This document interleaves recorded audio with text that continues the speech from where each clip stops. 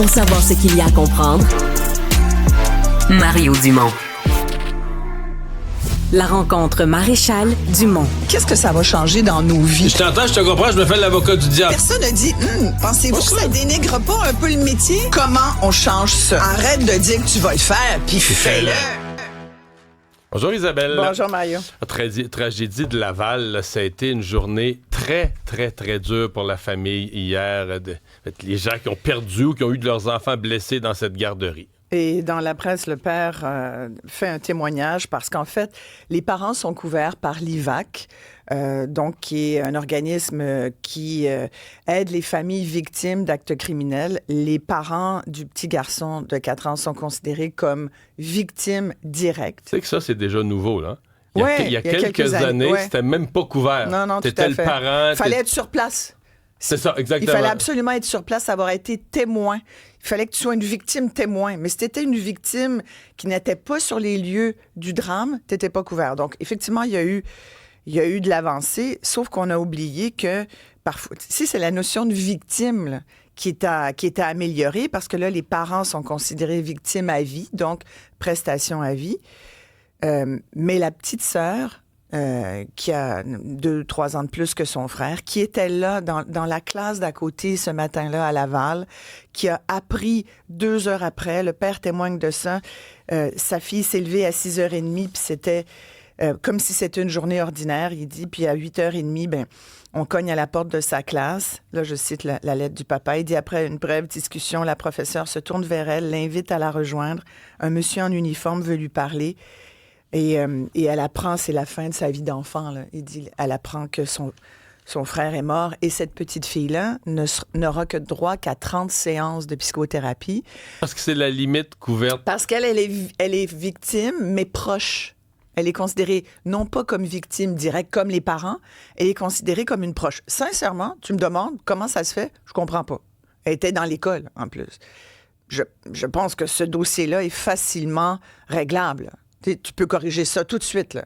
Pas besoin de faire beaucoup de sont les règles d'enquête. De l'IVAC ou les normes. À la rigueur, elle était témoin, elle était sur place, à la rigueur, tu comprends?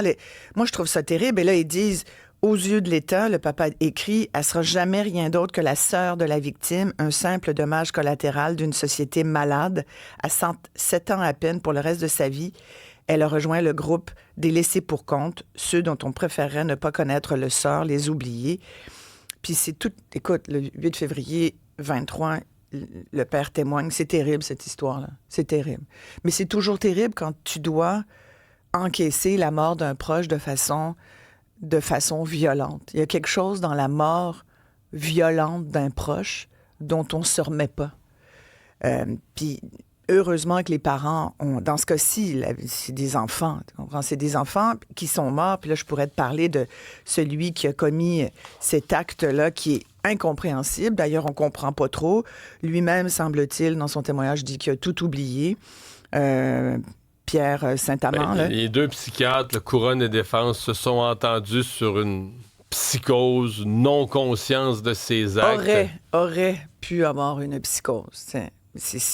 Et là, dû à un traumatisme dans son enfance, parce que c'est un Cambodgien qui a été adopté au Québec par une famille quand il avait 10 ans.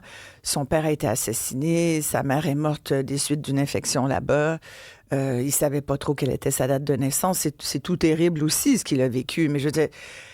Là, par extension, il y a beaucoup de monde qui ont des enfances traumatisantes. Je pourrais te parler de la mienne, je pourrais te parler de celle de bien des gens que j'ai pu interviewer. Mais lui, la thèse, c'est que de la recherche récente sur son passé, il l'aurait fait disjoncter. C'est ça la thèse des psychiatres. Oui, tout à fait. Mais tu sais, c'est tout à fait subjectif. Il se base sur certains ils se basent sur leur expérience de psychiatre pour dire ça. Là. Tu comprends ce que je veux dire? C'est parce que là, c'est un autre cas où il n'y a pas de responsabilité directe. Ça va être trouvé coupable. En fait, c'est un cas. Dans d'autres cas, il y avait quand même un procès. Le juge ou le jury tranchait. Là, dans ce cas-ci, c'est comme la couronne. Ça, c'est assez exceptionnel. Les deux sont d'accord. La couronne s'est ralliée à la thèse de la non-responsabilité criminelle, ce qui fait que pour les parents, il n'y a même pas de preuve et de contre-preuve. Là. C'est comme si le dossier est réglé en commençant. Exact. Et tu sais, il y a un des hommes, Mike Haddad, qui est allé secourir les victimes, qui dit, si cet individu ne va pas en prison, qui va y aller? Qui doit y aller? Il dit, il a tué 2 personnes, traumatisé des familles. Lui, il dit qu'il y a une injustice ici. Il dit, la justice ici ne fait pas son travail.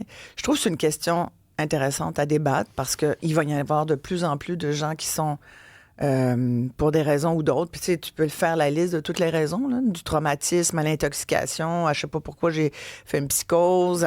Et lui, il semble-t-il que, selon un des psychiatres, là, ce qu'on trouve dans le Journal de Montréal comme explication, entre autres, c'est qu'il croyait il y aurait une entité qui aurait pris son corps.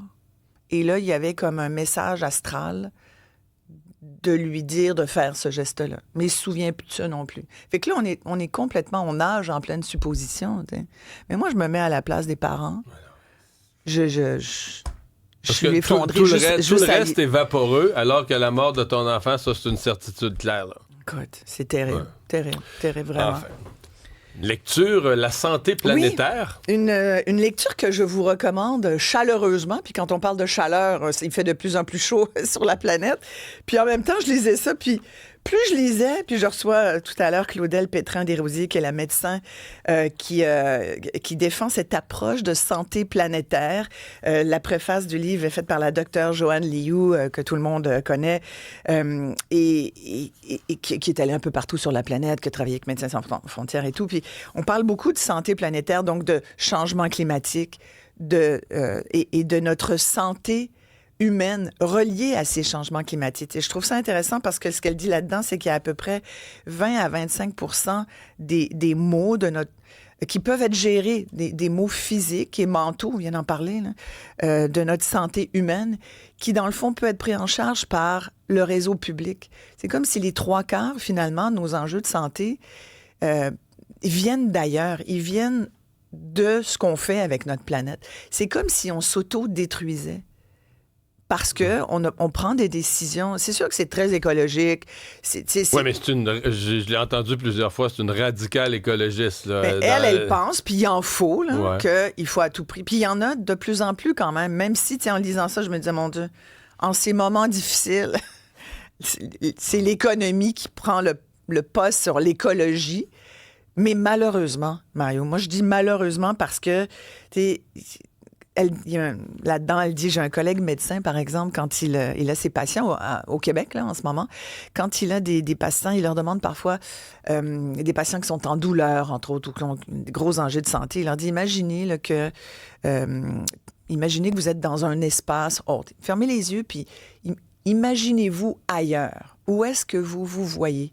Et les gens sont tous, à 99% du temps, ils s'imaginent dans une forêt, dans la nature, sur le bord de la mer, sur le bord d'un lac ou d'une rivière, tu comprends? Ils ne s'imaginent pas en plein milieu du centre-ville de Montréal, dans leur auto. Fait que c'est pour dire à quel point on s'éloigne de la nature en oubliant des règles écologiques de base, tu sais. Ouais. Mais c'est parce qu'on a changé de vie. On s'imagine dans le bois et tout ça, mais avec un petit casse-croûte pas loin parce qu'on n'est pas prêt à aller chasser le prochain bison. C'est ça. Mais je trouve que ça nous fait réfléchir. Ça fait réfléchir. Merci Isabelle. Merci. Bonne émission.